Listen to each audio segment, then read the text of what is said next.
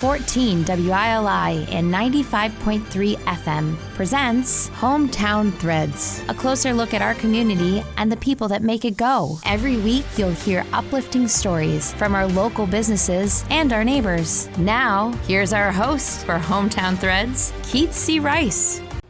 Another episode of Hometown Threads. Here we go. It's episode 50. Congratulations, Ruth. Where's the confetti? I win. Nothing falling from the ceiling. Where's the confetti in the... Okay.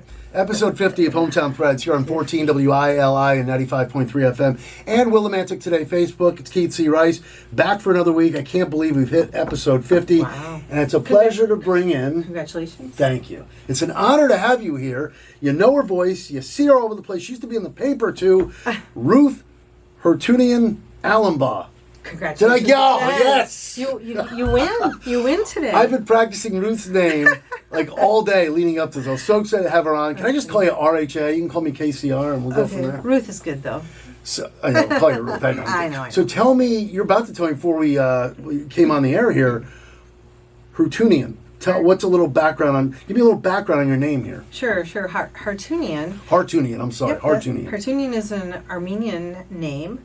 My dad came here from Beirut, Lebanon. He came here on a boat, spent about a month on a boat, eventually brought his parents here. He found my Armenian mother in the Armenian community in Wisconsin, and that's where they eventually set up house and lived and stayed in the same house forever. Wow. Ever, never in any other house. And so I learned the language. My grandparents lived with us. We spoke Armenian at home. We spoke English at school. And so in Armenian, Hartunian means resurrected from the dead. Wow. And so when I got married, finally, I was old.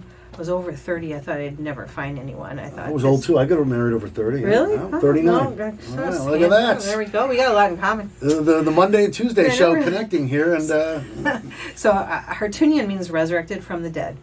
And I thought, if I ever got married, I would never give that up because I love my family. I love the culture that I came from. I'm first generation born here. I have all the things that my father never did, and I don't take that for granted. It's great to finally have. Of course, you know Ruth from Ravings and Cravings. Yes. Mondays on, I got to mention that, of course, right off the bat here. Yeah. 14 WILI, 95.3 FM. And Willimantic Today Facebook. And I got right into it with Ruth all of a sudden. I forgot to mention Hometown Threads comes your way every Tuesday. And of course on Willimantic Today throughout the week. Big thanks to Liberty Bank, Be Community Kind, with 3 great local locations. West Main Street, Willimantic, at Gateway Commons. Of course, this is where my wife manages. You got across the street from the radio station, 679 Main Street, Willimantic, and Route 195 in Mansfield. Liberty Bank, Be Community Kind. Big thanks to our special sponsor there, Liberty Bank, been on board since the birth of the show, which was over a year now, right, Matt? Yes, sir. Big thanks to J. Matt Rupar. Say hello to everyone. Hello. Our producer, of course, J. Matt Rupar produces not only my show, but Ruth's show as well. He's awesome. And all the 5 o'clock programs here that run during the week on WILI. So, all right, back to Ruth. And, okay. I remember now, I'm from this area originally. I know you're not, so let's start there. Mm-hmm. First of all, before you tell us how you got here, how long have you been within this community? You mean in Willimantic? In Willimantic, yeah, Eastern Connecticut. I came to Connecticut in 1984 to do my internship at a state psychiatric hospital. I was a student at the time at the University of Kansas, and so I had a 6 or 7 month internship to do, and I was planning to go home and find a job, but while I was finishing my internship, I applied for a position that was open as a music therapist at a state psychiatric hospital in Middletown called Connecticut Valley Hospital. And I went and interviewed, and I was invited back, and they offered me a job on the spot. And as far as I was concerned, that was God's provision for me, and so I never left.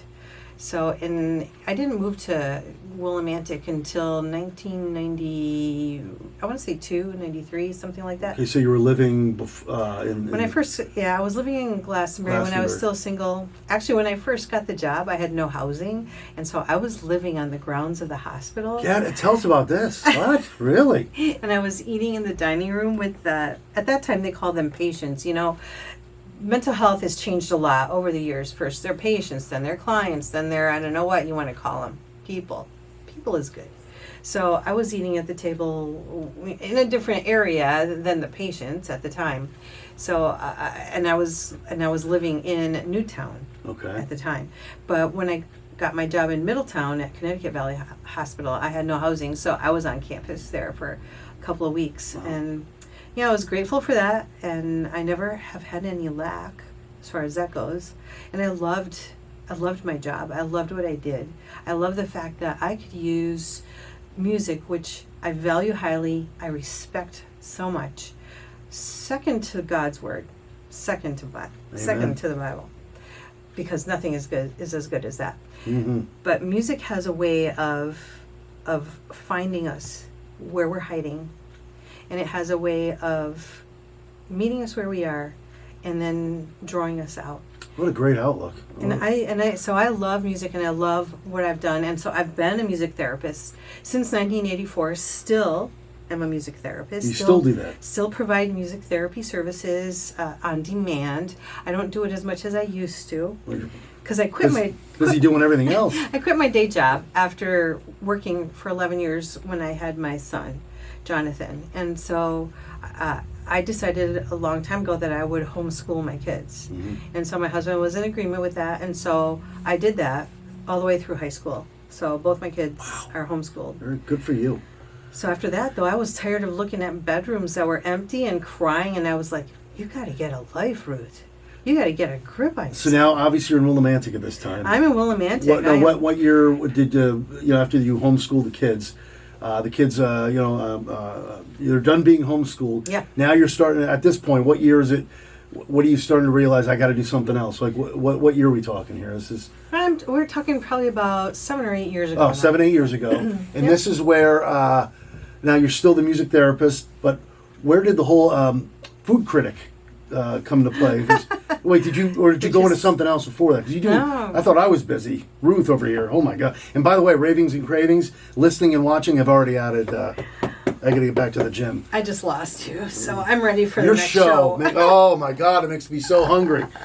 There'll be times Ruth will come to their guests. I'm like, oh, what do you got there? It's like smelling all throughout the whole studio. My God. I know. Really. Okay, so anyway, how did you did you go from music therapy to being a food critic, or I'm sorry, is that what you call it, a food critic? No, I wouldn't call it a food critic. I'll back up a couple paces and say, I had always thought that a great addition to the newspaper would be something about food and something that's local. And it happened for a while, and I even pitched the idea a couple of times over the years to the people who own the Chronicle. Nobody bid at it. And No pun intended. Yeah, definitely. Oh, that's good. Yep, that's good. And so when I read in the paper that there was a new owner and they were looking for ideas, I thought, well, I'm going to try again. So I talked to, his name is Michael Schrader. Mm-hmm. He was at that time the owner of the Chronicle. Okay. And I said, this is what I would like to do. He asked me to send me some of my writing and a couple of photos that I'd taken, and it's just from your phone. And he said, let's give it a try once every couple of weeks or whatever. And then he was like, let's do it every week. And then he was like, could you do a feature story? And initially I was not paid at all. I got some mileage paid for, but I did it as a community service. Awesome. And so, and his directive was tight and bright. Nothing that's critical. He wanted less than 350 words, and I was like, I can do that. And so I don't write about what I don't like. So people think that, oh, she only says good stuff. Seriously, I see life black more than white most of the time. So I take that back. She's not. It wasn't a food. You don't call it a food critic. What's the right name for it? Because a critic, you'd have a person who reviews. Reviews. Thank you. Because a critic should be. You'd be coming down on certain things. Well, but and it's all positive. Positive. Well, and I've had people privately say, so really, what do you think of this thing that you're eating? Yeah. And I'd be like, well, off the record, I'd be happy to tell you, or I think this needs something. Case in point, I went to one place, and his baked goods were incredible. He's too bad he's not in business anymore. And I told him, I said, this one thing here, it has funny flavor. I said, I don't know what it is, but there's something that tastes like chemicals in there. And he goes, oh, well, let me check out my vanilla powder. He said, we always use vanilla powder. Vanilla powder is a common thing to put in a baked good, so it's not weird. But there was an added ingredient that was a chemical. and it wasn't the same product that he was used to buying. So he was like, yeah, we're going to change that up. So next time you come, you're going to see that it doesn't taste like that. So I have a pretty refined palate. I've eaten around the world. I've traveled. Well, this is right up your alley then, as far as doing stuff like this. It is. Because how many years did you do it with the Chronicle, and then did you? I'm trying to remember. Did you when you finished at the Chronicle? Tell us how. Wait, why did that end? By the way, the relationship with the Chronicle. So it was about a 4-year run, and it was a really good run. But you want to do radio, right? well, and you know, I love radio, and if I could have stuck my foot in the door 20 years ago, I would have been here. But then there wouldn't be room for you. No, I'm just kidding. I've moved and come back 3 different times. I'm very fortunate there's room here for me. Yay, there's room at the table for you, huh? No pun intended. No pun, maybe. So I love all these. I'm getting hungry now. I stopped at 4 years because I felt like it was a good run, and I felt like the Lord wanted me to use my time in other ways. And I will tell you that I dragged my feet on ending that relationship. Really? Because I really loved what I was doing. And in my last installment of my story, I said, I'm not leaving because I'm upset. I'm not angry. I'm not taking my toys and going home. I just think that it's time for things to be done. Because I remember seeing your column there in the paper, and then how'd they take that? We understand, and then after leaving the Chronicle, you didn't jump right over to here. Did you do something else in between? No. I mean, I just took a break. I actually tried to get funding to do radio. So I asked a couple of local funding organizations to fund a radio show, but no one could see the value in it. And then Jim Bolano from Economic Development approached me and said, would you be willing to do it? I said, if you let me have control over who I pick. And he said, if you do at least half, if not more, of the stories local, that's fine. And so that lasted for almost a year. Right. And then I thought I was going to be done.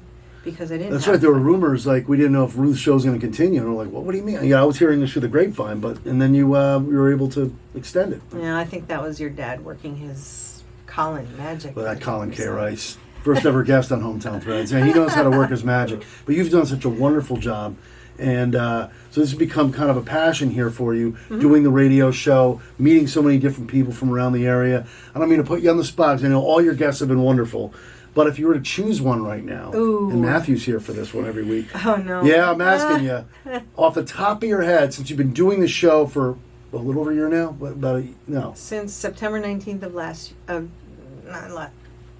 September 19th would have been 1 year. Oh, okay, so a little bit longer than Hometown Threads. Yeah. Okay, yeah. So, okay, go ahead. I'm going to put you can name a few. I mean, you have to name one. I love so many people who've come here, and I've appreciated what they bring because everyone is different. I currently love the fact that I have one interview a month that's bilingual. That's awesome. Because I've always felt that our town is not represented honestly. And, you know, half my town is Hispanic, and I don't know Spanish. So I am so grateful for that connection. You know a bunch of other languages, that's for sure. I know Armenian, and that's about, I know language of food. I know that. I appreciated my first and last guest, who I thought was going to really be my last guest, and that was Jackie from El Garete, Limberia Tropical. Yeah.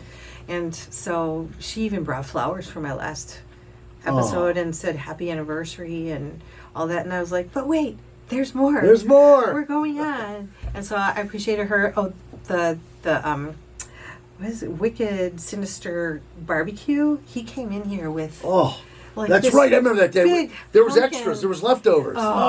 He came in here with some slabs of meat, and I am a carnivore, and we just the smells. And he came in here with like weapons. He came in here with awesome knives and stuff. I love the dragon, the mead people, the dragon fire mead people in Colombia, where I was sitting in their backyard and the turkeys are gobbling. And this was before I did the. You want to trade shows? Can I sit in for you sometime? Oh, and you know what? Threads? At Stone Row within the first 5 Stone Row, yeah. First 5 minutes of interview, and that was on site. That was before I was. Yeah, you do some of these on site. In the studio, right? Someone in the kitchen like dropped everything. It was perfect. It was awesome. Oh, that's perfect. Hey, that's awesome. It was. How real does that sound? You're in an actual restaurant doing ravings and cravings, and that happens. And I did one at Thread. It was called well, Happy Days, right? It was called Happy Days before. Is it Happy Days? It's Thread City Diner too, because it's back to the same owner that it was. That's right. I was just there a couple weeks ago, actually. Yeah. And I'm talking to Jane and I think it was Stephanie, who was one of the waitresses, and there were people in the room who were like so noisy, and I was like, guys, just keep talking about your product and what you have. I'll be right back. So when I talked to the people, Hey, I'm doing a radio show over here. Can you hold it down a little? Oh, we're so sorry. I'm like, it's okay. Just, could you just hold it down a little? And then I came back and I said, so did you talk about that stuff? They said, yeah. Okay, now we go on from here. I've gone to Quiver. He has a wonderful liquor. He's in East Hartford. He is going to be an up and coming awesome venue. Well, who's coming up? Let's see. So this is Tuesday. Mm-hmm. What will be coming up next week? Next week will be. I got to look at my calendar and tell. I'm going to put you on. You can. By then it was. By the time this airs, I will have talked to Hannah from Egg and Cheese. She's an up and coming. Right the Egg and Cheese food truck, which is down in Franklin. Now she's adding a store, or is she just moving? I think she's gonna. It's a couple doors up be a brick here, and mortar, right across the street from the Wyndham Theater Guild. Yeah. No, the one in Franklin won't be around anymore. Or is she going to do both? Oh, I don't know. Next week is my Hispanic show, so I'll have the bilingual. Okay, great. With Denise Torres, and tomorrow she was on, or wasn't she on a couple weeks ago too with somebody else, Denise Torres? Possibly. Yeah, because she was in with. She gets around. And we got to get her on Hometown Threads eventually too. But okay, and our guest is Ruth Hartunian Allenbaugh. You got it. From Ravings and Cravings, Mondays, 5:05 on WILI. Yes. This is Hometown Threads, brought to you by Liberty Bank. Be community kind. So Ruth, back to give us some of your. You've been in this? Let's just say Willimantic for what, 20 years now? 25 years. Give us some of your highlights over the 25 years. I know you were telling me off the story about when the Frog Bridge went up. Tell us a little about that. Yeah, when I homeschooled my kids, I always looked for opportunities to get out of the house. Because I just thought, I just can't chain them to the desk, with books. Personally, my eyes would be glazing over too. So we went to protests in Hartford. We went to the grocery store. We stocked shelves at the co-op. I mean, wow. Like hands-on kind of stuff, right? They got to see the first frog come and get delivered. That is so cool. And so I have a picture of both my kids looking through the chain link fence. My daughter with her little snowball hat on and her pink jacket, and my son. How old are your kids at this point? I think Rosie was. When did those things arrive? 2000, because I was living in Philly at the time. So, and I wasn't here for this, but I remember my parents talking about it. So, okay, you have 2 kids, a boy and a girl. So they would have been 3 and 5. 3 and 5. So we just. Wow, so they're in their 20s now, right? Oh yeah, the late 20s. Yeah. Wow. Okay, so they were like 3 and 5, and where were you guys actually? Were you actually standing watching this happen, or? Oh yeah. We were watching the thing get lowered from the crane. It was very cool. I have pictures of it, and at that time I did not have a video, whatever, because That's came right. after. This is back in the. Actually, I think we were still at the beeper stage in 2000. Or Blackberries. Beepers. We're right in the good call. Blackberries, just getting into the iPhone stage, I believe, at that time. Probably it might have been still beepers. Beepers, Blackberries. Anyway, digress. But that's so 25 years. That was one of your highlights. What else can you recall from? You've made such an impact in this community over the 25 years you've been here. And I just met you a few years ago. I've heard all about you. I saw you in the Chronicle and. Who is that person? Yeah. I've enjoyed doing a lot of different things, with the Garden Club and the Theater Guild. Oh, that's right. He does himself the Theater Guild. Okay, you probably know my aunt, Robin. She was been involved for years. I think she's kind of stepped back a little now. Yep, I've played for some of their musicals, like Into the Woods, and that's a crazy score. Yeah, I was in the pit. So how many musicals or productions were you part of at the WTG? I think that was the only one, and then I did the community chorus. Okay. I floated in there sporadically, so I float.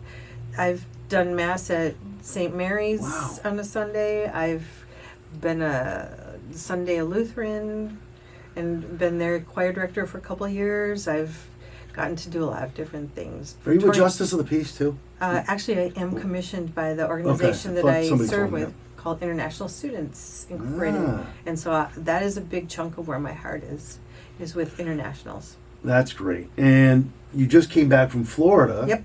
Speaking of traveling, and tell us a little about what you were doing down there. So I was there with a group of internationals. The event was called World Changers, and it was for internationals who are currently Christians and their mentors, which would be me, to be equipped to go forward and to change the world. That's great. So It's possible. along with doing Ravings and Cravings and all the other things you have going on the side as well, and being so involved in the community, let's just ask that question first. I'll just say, what's your favorite thing to do? It sounds like all of them. That's kind of a dumb question. We only have a few minutes left. Jeez, can we bump the neighborhood this week? No, I'm kidding. Yeah, let's. Love Ernie and Anita, and we'd never do that to the neighborhood. Okay. All right, a few more minutes with Ruth. Here's the question, and then we'll do our what I throw out to my guests all the time with the closing thoughts. But before we get to closing thoughts and any final words from you, I want to know what was the main reason. How did you fall in love with Willimantic? Oof, that's a good question. For someone who's not an actual native, how did you end up falling in love with this area? That's a really good question, because when I came here as a student, I felt that people were cold and unfriendly. And I thought, I'll be darned if I ever find a friend here. I mean, that'll be a miracle.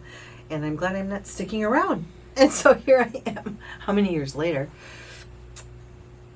I think it just happened little by little. Okay. And I think sometimes transitions take a long time to get ironed out. And I think I'm not very quickly a wholehearted person. But when I get to be wholehearted, when I get to that place, then I really am. So, I kind of like put my feelers out. And I'm praying about, like, should I really be here? Is this really my place or not? And once I know that it is for certain, well, I'm here whether you like it or not, basically. You're meant to be here. Prayer's a beautiful thing, too. And you know what? Just a quick little side story before we get your closing thoughts and final words and shout-outs, whatever you want to do. My wife and I were in a similar situation. We're both from here. We moved to Lancaster, Pennsylvania, and beginning of 2008 to 2015. Great area. Guess what? We're New Englanders. We didn't know how to adjust there. Now, you're talking to somebody, I'm not speaking for my wife. I've moved around a lot. So, change doesn't really bother me. But never lived in Lancaster. Beautiful area. I love that area. Great place we don't have kids, great place to raise kids, one of the top Great 10 people. school districts, great people. We didn't know how to read the people. And first I thought my wife was, because she'd come home, I don't know, and then I was starting to see it. And now as New Englanders, and you probably realize this over the past 25 years, we're very direct. Down there, they were not really like New Englanders. They were nice, but you couldn't, they weren't like New Englanders, and eventually we were there for 7.5 years, and when it came time I got transferred up here, my wife didn't, she wanted to stay. And we both actually almost bolted after our first year, but I know what you're saying as far as moving and adjusting, and we're so glad you're still a part of our community. You don't plan on leaving, right? Well, no plan. And I originally came from Wisconsin, so I'm a Midwest girl. That's right. And I went to school in the South, and so the We South didn't get into Wisconsin. was different than here. So yeah, I see Matt holding up his one finger. Thank you, Matt. He does a great job at it. It means you're number one. Before we're still going to let you do the closing thoughts and all that, but do you miss Wisconsin? Do you have family all? I do. My daddy's there. My sister's there. I have nieces and nephews there. You get back there every now and then? Frequently, because he's getting older, and I want to see him while he's still breathing. What's colder, Connecticut or Wisconsin? Quick, I'm sorry. They're very similar, but although I grew up by Lake Michigan, so. Ooh, cold. It's warmer. Beautiful out Lake there. Lake effect, Do you like cheese? Sorry, I keep going on and on here. Cheese? Food! We're talking to ravings and cravings here. Cheese, of All course. Right. And I know we're pressed for time. I don't mean to... got any closing thoughts, final words, any shout-outs, any people you want to thank for this incredible journey that Ruth has been on? Well, God is responsible for it, and so I would thank Him first. And I am grateful for my family, and for the people who have stood beside me, and for the people who have been an encouragement in good times and bad times. I am a very blessed person.